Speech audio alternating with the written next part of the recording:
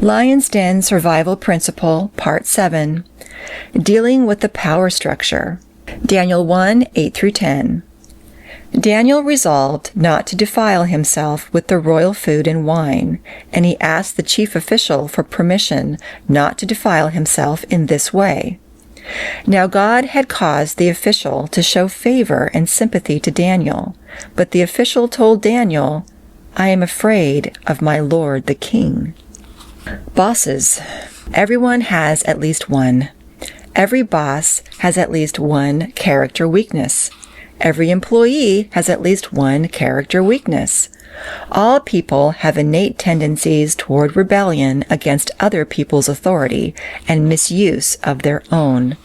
Mix these ingredients and you have the stuff of which power struggles, bitter conflict, and lawsuits are made.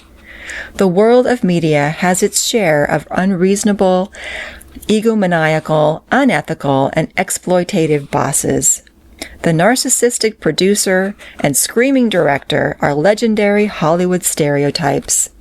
A feature film built around one such producer is titled The SOB. Daniel worked for some of the worst bosses in human history. Tyrannical King Nebuchadnezzar, Saddam Hussein's cultural ancestor, dragged him to Babylon in the first place, in a ruthless ploy. Daniel was pulled out of retirement and worked just one night for Belshazzar, a despot so arrogant and evil he took confiscated sacred vessels from the temple of Jehovah and used them for party dishes. Later, Daniel worked for Darius the Mede, who was such an egomaniac that he signed a decree that anyone not praying exclusively to him should be fed to lions. And you thought your boss was bad. Survival principle.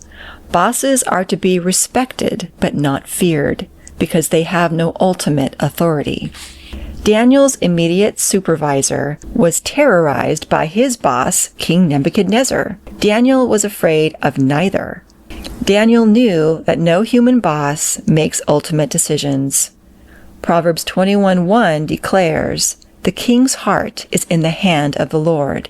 He directs it like water in an irrigation ditch." When a person is resting in the care of his heavenly Father, God defies hell itself to mess with his plans for his children. Certainly, no mere boss can. Survival principle. In matters of conscience, we must prayerfully prepare an open appeal to the authority, one that supports his objectives. In the conscience matter of food forbidden by his God, Daniel rejected misguided, although commonly used, approaches like the following. He didn't rebel against the authority and refused to submit. He didn't say, "You can't make me eat this non-kosher garbage." He didn't undermine the authority by pretending to eat it when the boss was looking and sneak in his own food when he wasn't. And he didn't speak evil of his godless and pagan supervisor, and thereby spread rebellion and slander his name. Having resolved not to defile himself, he dealt with the matter openly, trusting God to give him favor. Survival principle. When faced with directives that violate your conscience, provide a creative solution that will enhance your boss's image and success, and protect your own integrity. Having been in management all my life, I've come to resist workers who dump problems on my desk, but make no effort on their own to propose creative solutions for them. Equally offensive are workers who seek solutions that make everybody else's job more difficult but their own. As you recall, Daniel proposed a 10-day food experiment and was willing to take the consequences if the plan failed. Because God favored the plan, Daniel got the decision he wanted, and the boss ended up looking even better in the Royal Review of Servants. Note, none of these principles is conditioned on your boss's being a nice, reasonable, or righteous person.